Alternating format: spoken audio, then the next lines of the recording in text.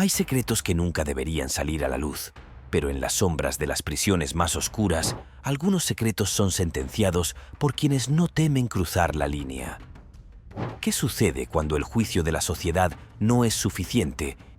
Cada historia que estás a punto de descubrir revela cómo los ecos de un pasado aterrador pueden desencadenar finales brutales e inevitables. Prepárate para conocer los destinos más oscuros que ni la justicia pudo prever.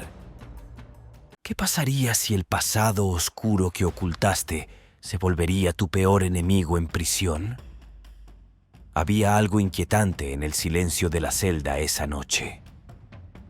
Richard Huckle, conocido en su comunidad como un voluntario altruista y fotógrafo dedicado, jamás imaginó que las mismas manos que una vez estrecharon con falsa amabilidad serían las que firmarían su destino final. Pero, ¿cómo llegó alguien que aparentaba ser un pilar de bondad a desatar tal furia en quienes compartían su encierro? Su historia comenzó con la máscara perfecta. Richard, un británico reservado, supo construir una fachada impecable. Fotografía, voluntariado y un supuesto compromiso con los más vulnerables eran sus cartas de presentación. Viajes a Malasia, Camboya e India reforzaron su imagen de salvador. Sin embargo, detrás de esa fachada se ocultaban secretos que, al salir a la luz, convirtieron su nombre en sinónimo de traición y horror. Había utilizado esas oportunidades para aprovecharse de menores, generando un daño emocional y físico irreparable. Además, Richard había llevado sus actos a un nivel aún más perturbador. Compartió pruebas de sus fechorías en plataformas ocultas en la red, ganándose el desprecio incluso de los criminales más endurecidos. Cuando fue finalmente arrestado al regresar al Reino Unido en diciembre de 2014, el impacto fue devastador para todos los que alguna vez lo consideraron una figura de confianza. Durante el juicio, las evidencias fueron tan abrumadoras que la sentencia fue clara: cadena perpetua. Pero lo que Richard desconocía era que la verdadera justicia no se impartiría en los tribunales, sino en los pasillos oscuros de la prisión.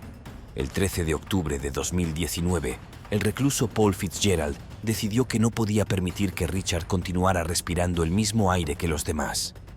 Fitzgerald, conocido por su mente calculadora, planificó un ataque que los guardias jamás pudieron anticipar.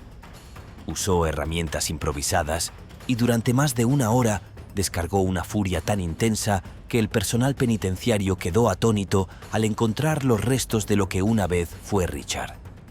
¿Por qué alguien iría tan lejos? Para Fitzgerald no se trataba solo de un impulso. Era un acto que, según él, equilibraba una balanza moral que los tribunales nunca lograrían nivelar. Además, este suceso sacó a la luz un código no escrito en las prisiones. Quienes han cometido atrocidades contra los más indefensos nunca podrán vivir en paz. Es una regla cruel y despiadada que se cumple con rigor en las sombras, lejos del alcance de las leyes formales. Pero, ¿fue este acto la culminación de la justicia o simplemente un reflejo de la brutalidad humana en su forma más cruda? Esa noche, en el eco de los gritos ahogados y los pasos apresurados de los guardias, quedó claro que las segundas oportunidades son un lujo que no todos pueden permitirse, especialmente en un entorno donde el pasado no perdona y los pecados no se olvidan. Finalmente, lo que resulta más perturbador no es el fin de Richard, sino lo que representó: la delgada línea entre justicia y venganza, entre redención y condena. Las paredes de esa prisión fueron testigos de una verdad inquietante. Para algunos, el pasado nunca deja de perseguirlos. La justicia que no llegó a tiempo encontró otro camino en las sombras de la prisión. John Geoghegan fue una figura emblemática durante décadas, alguien a quien muchas familias confiaban lo más preciado: sus hijos. Como líder religioso, representaba una autoridad moral, un guía espiritual. Sin embargo, detrás de esa fachada de pureza se esconde un hombre cuyos actos oscurecieron vidas enteras y destrozaron comunidades. ¿Cómo llegó un hombre a acumular más de un centenar de acusaciones por actos imperdonables hacia menores sin enfrentar consecuencias durante tanto tiempo? La verdad salió a la luz con una crudeza desgarradora. Geoghan, durante su tiempo al frente de diversas parroquias, se aprovechó de la confianza que se le otorgaba. Fueron familias, niños y comunidades enteras las que, al darse cuenta de la magnitud de sus crímenes, quedaron marcadas para siempre. Cada declaración, cada testimonio, fue un recordatorio de cómo las instituciones pueden fallar a quienes deben proteger. En el año 2002, tras un largo proceso legal que capturó la atención del mundo, Geoghan fue condenado. La sentencia fue clara, pero insuficiente para aquellos que consideraban que los años de dolor y sufrimiento causados no podían compensarse con una simple condena. Para las víctimas y sus familias, la verdadera justicia parecía inalcanzable. Cuando Geoghan fue trasladado a la prisión de Sousa Baranowski, no podía imaginar lo que le esperaba. En este entorno, donde los crímenes contra menores son particularmente condenados incluso entre los mismos reclusos, su reputación lo precedió. Joseph Druce, un interno que cumplió cadena perpetua por otro delito, vio en Geoghan un objetivo que, según él, debía enfrentar una justicia que los tribunales no pudieron otorgar. El 23 de agosto del año 2003, Druce esperaba pacientemente el momento perfecto. En la frialdad de la celda, bloqueó la puerta con improvisados candados y durante varios minutos desató una agresión que culminó en el fin de Geoghan. Guardias y penitenciario personal llegaron demasiado tarde. El líder religioso ya había sucumbido. ¿Por qué Druce actuó de esa manera? Según sus propias palabras, fue un acto deliberado, una decisión tomada para imponer un castigo que, en su opinión, el sistema había omitido. Las audiencias posteriores intentaron explorar su mente, pero las respuestas fueron tan inquietantes como el propio acto. Para Druce, esto no era un crimen, sino una redención moral. Además, este episodio expuso las fallas en la seguridad penitenciaria y la incapacidad del sistema para prevenir las consecuencias de colocar a alguien como Geoghan junto a internos con antecedentes violentos. En el interior de esas paredes, las reglas son distintas, y aquellos con un pasado como el suyo rara vez encuentran un lugar seguro. Finalmente, lo que quedó en el aire fue una reflexión sombría. En un mundo que busca justicia, a veces esta toma formas impredecibles, y las decisiones que tomamos para lograrla pueden ser tan perturbadoras como los actos que intentan condenar. La figura de Geoghan, caída en desgracia, es un recordatorio eterno de que las acciones tienen consecuencias que trascienden los límites de cualquier sistema. ¿Qué tan lejos puede llevar la desesperación a un hombre encarcelado con alguien que no puede tolerar? En el año 2014, Theodore Dyer, un hombre conocido por actos que marcaron negativamente a un menor, ocupaba una celda compartida con Stephen Sanderson, un interno que cumplía cadena perpetua por un crimen de otro índole. La convivencia entre ellos parecía tranquila al principio, pero poco a poco las tensiones comenzaron a crecer. Dyer no era discreto sobre su pasado. Por el contrario, su actitud despectiva y su falta de remordimiento solo alimentaban la frustración de quienes lo rodeaban. Para Sanderson, escuchar día tras día los detalles de los actos de Dyer se convirtió en una tortura emocional que no podía ignorar. Las noches eran largas, los pensamientos oscuros y la idea de permanecer en silencio ante lo que él consideraba una injusticia lo consumía. El 2 de octubre de ese año, algo en Sanderson cambió. En las primeras horas de la mañana, mientras el resto de la prisión dormía, decidió actuar. Usando un cordón de zapato como herramienta improvisada, enfrentó a Dyer en su celda. Lo que siguió fue un acto deliberado que culminó con el fallecimiento de Dyer. Sanderson, lejos de esconderse, caminó hasta el guardia más cercano y confesó lo que había hecho con una calma que desconcertó a todos. ¿Por qué lo hizo? En sus propias palabras, Sanderson no podía tolerar más lo que consideraba una afrenta diaria a su moralidad. Para él, no era una cuestión de venganza, sino de poner fin a algo que lo corroía desde dentro. Las autoridades, aunque consternadas, no pudieron ignorar la complejidad de lo sucedido. Además, Este caso resaltó las dinámicas dentro de las prisiones, donde las jerarquías informales y los códigos de conducta no oficiales juegan un papel crucial en cómo se perciben y tratan ciertos delitos. Dyer, con su historial y actitud, se había convertido en un blanco inevitable. Finalmente, lo que quedó fue una pregunta incómoda. ¿Podemos juzgar a Sanderson por haber accionado según sus propios principios cuando el sistema parecía incapaz de ofrecer una solución? En las paredes de esa celda, la desesperación y el conflicto moral encontraron su punto de quietud. El castigo que nadie esperaba llegó desde el interior de una celda. En el mundo de las prisiones existe un código no escrito, un conjunto de reglas invisibles que regulan la vida detrás de las rejas. David Bobb y Graham DeLuis Conti, hombres condenados por delitos graves relacionados con menores, aprendieron esta verdad de la manera más brutal posible. Lo que ocurrió entre esas paredes quedó grabado como un ejemplo de cómo la justicia puede tomar formas inesperadas y despiadadas. Desde el primer día en prisión, ambos hombres fueron percibidos como marginados dentro de un sistema donde ciertos crímenes son vistos como imperdonables, incluso entre los mismos reclusos. En este contexto, cada mirada, cada comentario, parecía señalar que su tiempo dentro sería una pesadilla interminable. Sin embargo, lo que nadie imaginaba era que el recluso Jonathan Watson, un hombre cumpliendo cadena perpetua, se convertiría en el ejecutor de un destino que los tribunales no contemplaron.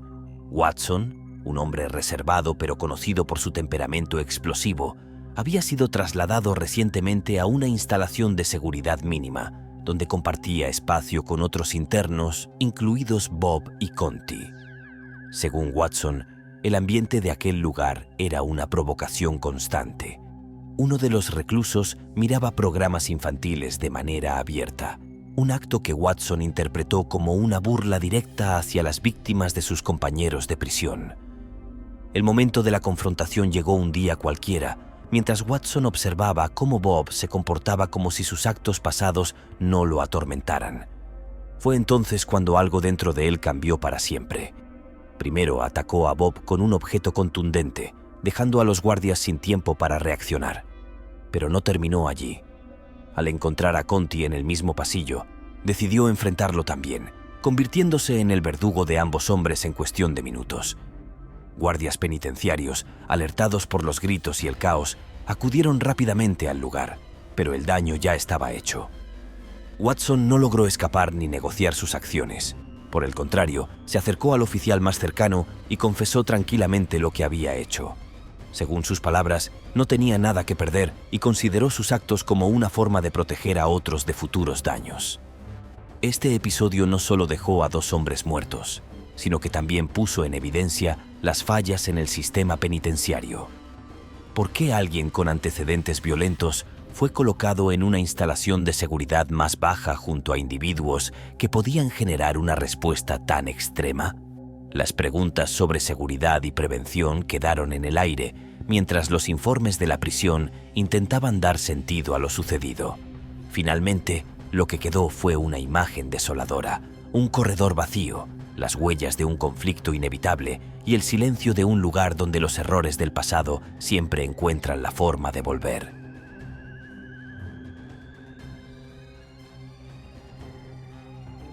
¿Es posible escapar del juicio cuando estás atrapado entre las rejas? Mark Squires llevaba más de 2 décadas cumpliendo condena en una prisión de alta seguridad. Su historial estaba marcado por actos que afectaron profundamente a menores, dejándolos con cicatrices emocionales imborrables. Durante años, Squires había mantenido un perfil bajo, evitando enfrentamientos con otros internos y manteniéndose dentro de los límites de las reglas carcelarias. Pero en el mundo de las prisiones, el tiempo nunca borra el pasado. El 18 de septiembre del año 2024, el sonido de una alarma rompió el silencio en el bloque de celdas que Squires compartía con otro recluso. Los guardias, alertados por lo que parecía un altercado, se dirigieron rápidamente al lugar. Al llegar, encontraron a Squires inconsciente, mientras su compañero de celda, Gustavo López, permanecía en un rincón de la habitación sin ofrecer resistencia. Los intentos de salvar a Squires fueron infructuosos. Fue declarado sin vida poco después, y las primeras investigaciones señalan a López como el principal sospechoso. Según informes preliminares, el ambiente en la celda había estado tenso durante semanas, con múltiples discusiones que finalmente escalaron hasta un desenlace fatal. ¿Qué llevó a López, un hombre con antecedentes de agresión y secuestro, a actuar de esa manera? Para algunos fue una cuestión de rivalidad interna. Para otros, una reacción al conocimiento del pasado de Squires, un pasado que lo marcaba como un objetivo en un entorno donde el juicio de los pares puede ser más severo que cualquier sentencia judicial. Además, este incidente generó cuestionamientos sobre la seguridad penitenciaria y las políticas de convivencia en las prisiones. ¿Cómo se permite que reclusos con antecedentes tan distintos compartan espacio en condiciones que pueden volverse explosivas? Las respuestas, como siempre, llegaron tarde, demasiado tarde para Squires. Finalmente, la imagen que queda de este caso es la de un sistema incapaz de proteger incluso a los más vulnerables dentro de sus propios muros. Mientras los investigadores intentaban reconstruir lo sucedido, el eco de los errores pasados continuaba resonando en los pasillos de la prisión. La verdadera sentencia no siempre la dicta un juez. Andrew Thompson había logrado algo que parecía imposible: mantenerse impasible ante los crímenes que había cometido. Desde el día en que ingresó a prisión por haber producido y distribuido material inapropiado relacionado con menores, su actitud fría y su falta de remordimiento solo alimentaron el desprecio de los demás internos. Pero, ¿cómo enfrentar a alguien que se niega a reconocer la magnitud de su daño?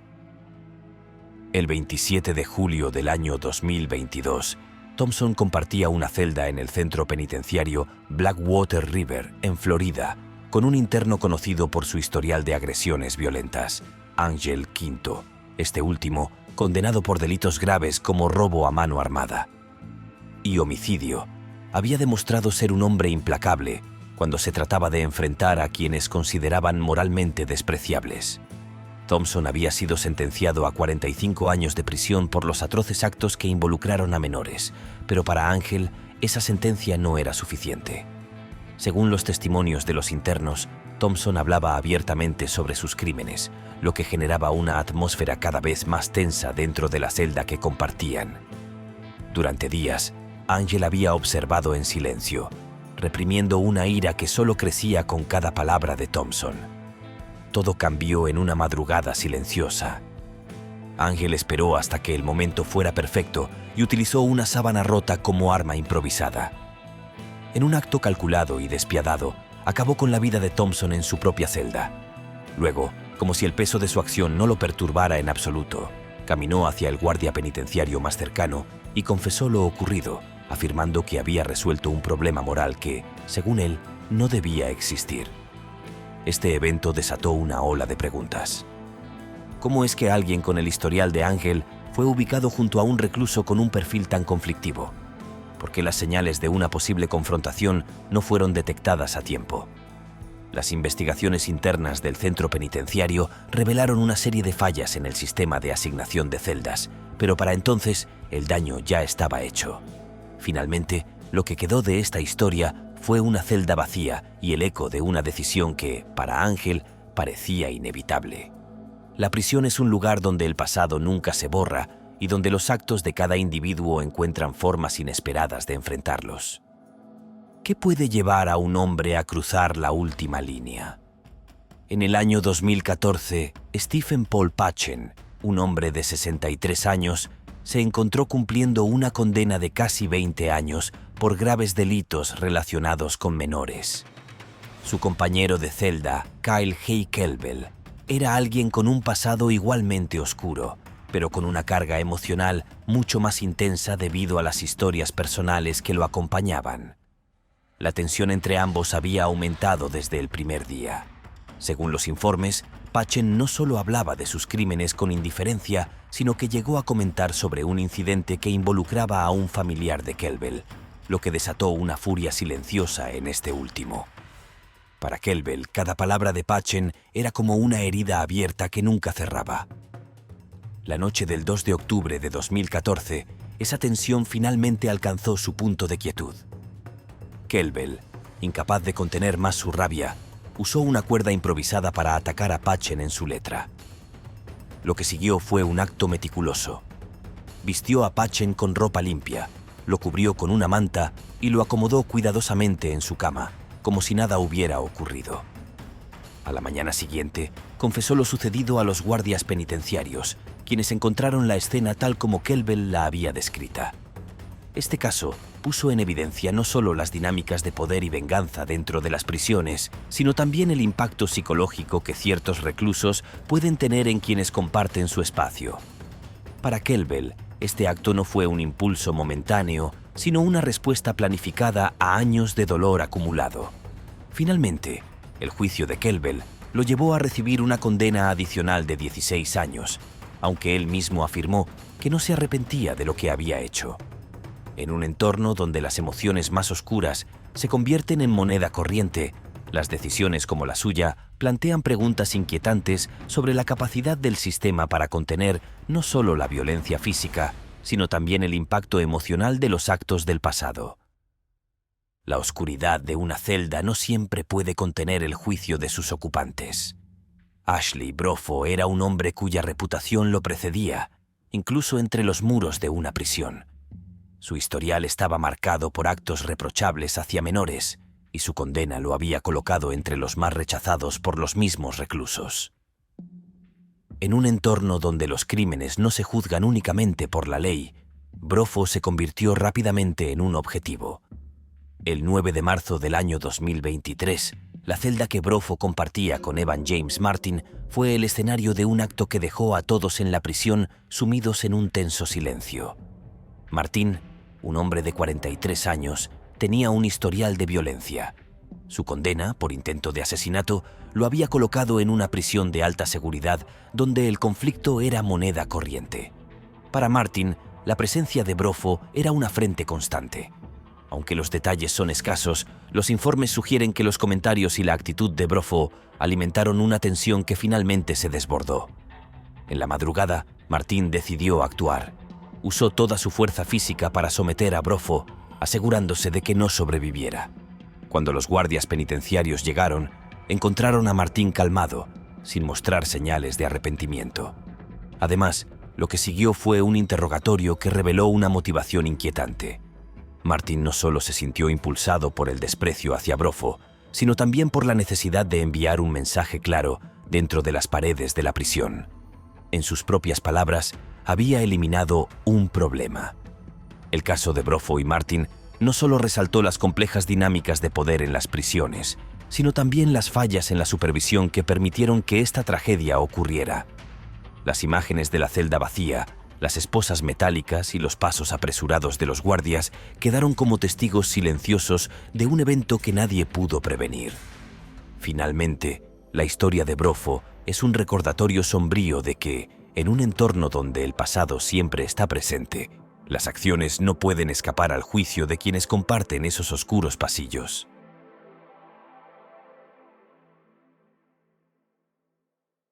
¿Qué lleva a un hombre a decidir el destino de otro con sus propias manos? Los 26 de octubre del año 2020, James Palmucci, un hombre de 48 años, enfrentaba más de 80 cargos relacionados con menores. Su caso había captado la atención pública debido a la naturaleza perturbadora de los hallazgos en su contra, incluidas pruebas que involucraban material audiovisual ilícito. Palmucci había sido trasladado a la cárcel del condado de Charlotte mientras esperaba su juicio. En esta prisión, donde los rumores corren más rápido que las noticias oficiales, el historial de Palmucci lo marcó rápidamente como alguien que no podría esconderse. Los reclusos comentaban sobre su caso y las tensiones comenzaron a acumularse a su alrededor. Sin embargo, lo que ocurrió esa mañana dejó más preguntas que respuestas. Palmucci fue encontrado en su celda con una tela ajustada alrededor del cuello. Los guardias que llegaron para trasladarlo a una audiencia judicial encontraron la escena extraña y sospechosa. Aunque las investigaciones preliminares dictaminaron que se trataba de un acto autoinfligido, los detalles no parecían encajar del todo. Los murmullos entre los reclusos sugirieron otra versión. Alguien había decidido actuar para asegurarse de que Palmucci no volviera a salir.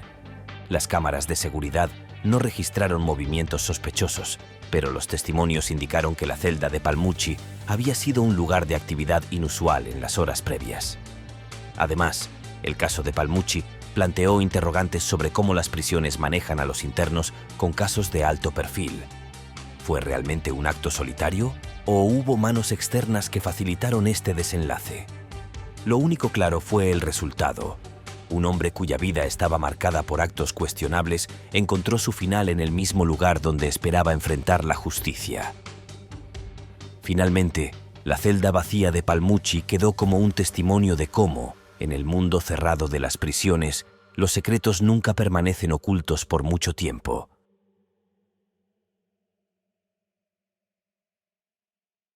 ¿Cuánto puede soportar alguien antes de buscar su propia redención?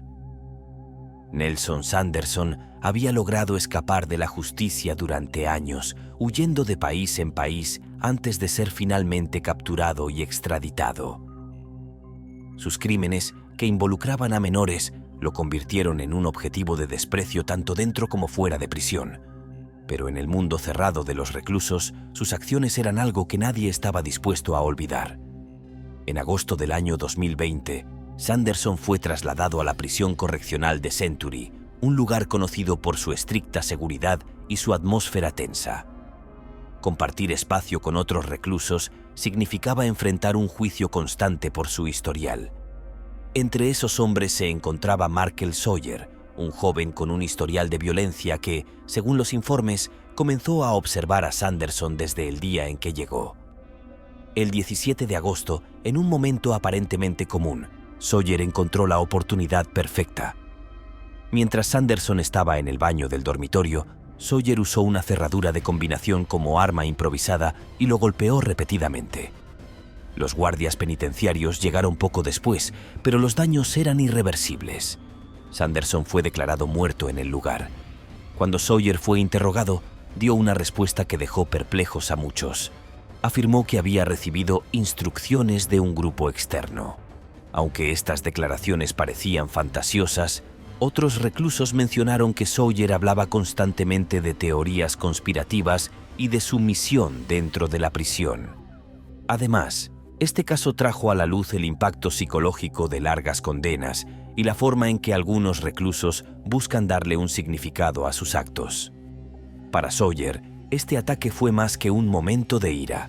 Fue, según él, su forma de demostrar lealtad. Finalmente, el corredor vacío y las rejas de acero quedaron como testigos de un acto que nunca podrá ser completamente explicado. Sanderson, cuya vida estuvo marcada por eludir la justicia, encontró su final en un lugar donde el pasado nunca deja de perseguir.